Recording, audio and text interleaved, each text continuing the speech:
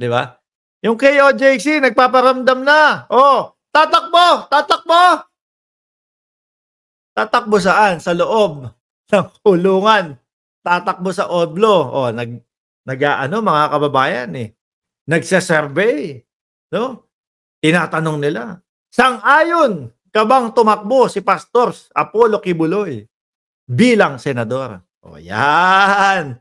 O, sang-ayon ka bang tumakbo si Pastor Apollo Kibuloy bilang senador? Eh, malamang sa alamang po, mga kababayan, yung mga magko-comment dyan, eh, sasabihin, aba, yes.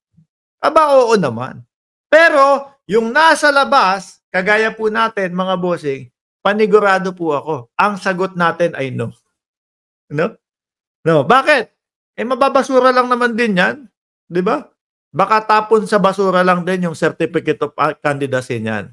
Anyway, pag-usapan natin. Kung sakali po na matuloy tumakbo itong si Kibuloy, mga kababayan, kailangan niya bang lumaya? Hindi. Kailangan niya bang pansamantalang lumabas? Hindi po. Si Torion pwedeng i-file yung certificate of candidacy niya. Yan ang pwede, mga kababayan. Pero, senador, nakulong lang, senador na. Tingin mo, kapag ka nanalo si Pastor Kibuloy bilang senador, eh makakalaya yan. Hindi pa din po.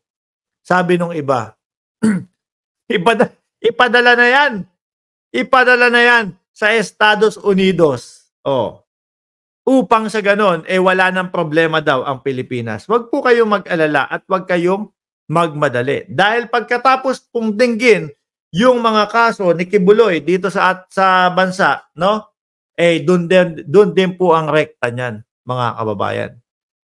Pasasaan po at mag-Amerika din po 'yan, mga bossing. Sabi ni Pedro Jr. Pagliorina, para pagtakpan ang ginawa sa mga bata, human trafficking. Oh.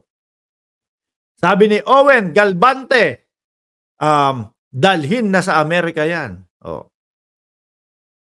Pagka si Kibuloy nanalo sa Senado, ano ibig sabihin nun? Ano magiging papel niya doon sa inuman sa Senado?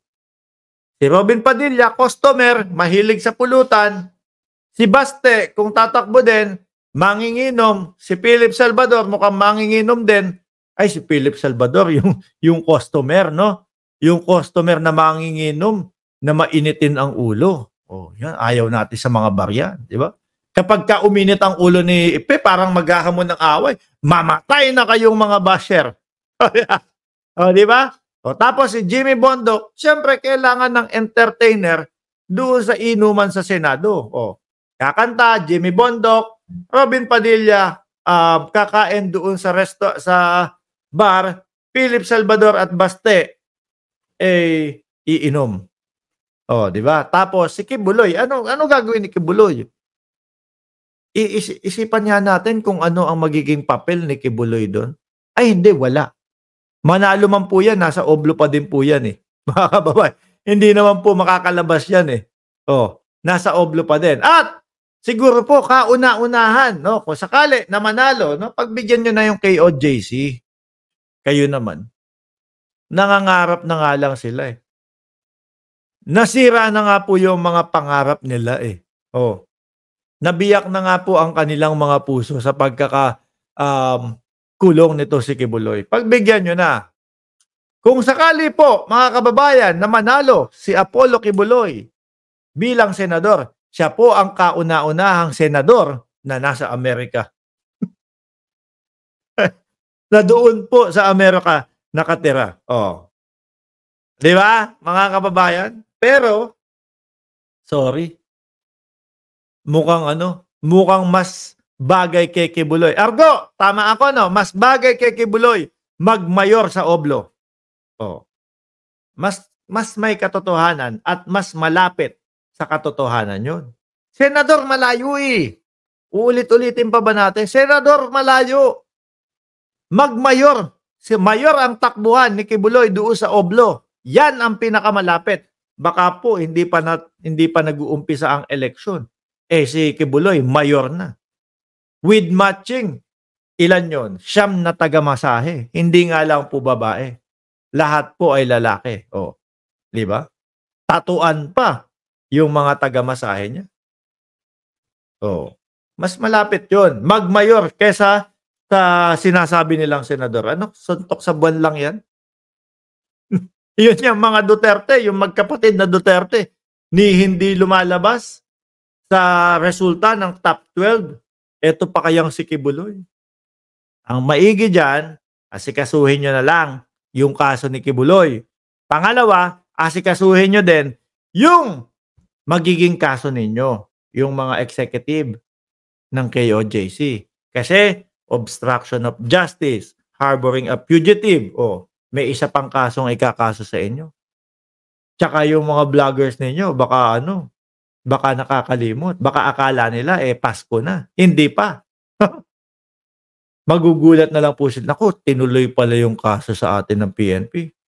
Hindi lang si Kibuloy ang magtatago, mae-experience nyo din yung tunay na pagtatago. Alam naman namin ganyan yung gagawin ninyo, 'di ba? Sabi ni Francisco Diaz, bigyan ng baby oil. Yan, nako sir. Buenas na nila kung makakuha pa po sila ng baby oil. Kasi mukhang inubos na po ni PDD yung ano, yung baby oil. Yung baby oil, biruin nyo ha. 1,000 baby oil nandoon sa bahay ni PDD, baka ubos na. Masakit yun kapag walang baby oil. Ano? Masakit yun pagka walang aba, syempre hahagudin mo yung likod ni Kibuloy pag masahe, walang pampadulas. Masakit yun, mainit-init yun. Kayo kung ano-ano iniisip nyo, lagi nyong iniisip, wet packs lagi. Pag napag-usapan yung baby oil, si Roque agad ang sinasabihan nyo sa wet packs. Di ho ba? Taga-kanta si Kibuloy, back up. Hindi ko makita sa susunod na vlog natin, mga kababayan, ganito. Pag-usapan natin kung sakali na tumakbo itong anak ng, totoo lang, gusto ko sabihin, anak ng no?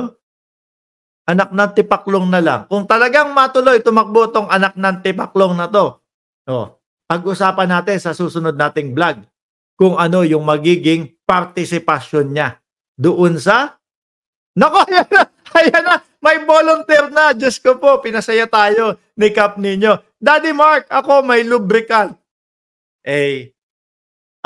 Kap ninyo, ipapahiram mo ba yan kay Pastor Kibuloy?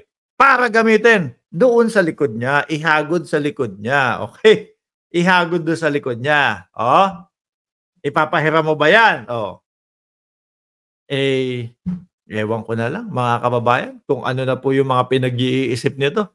Para po sa akin, ang dapat isipin nitong mga ito, yung asikasuhin yung kaso ni Kibuloy.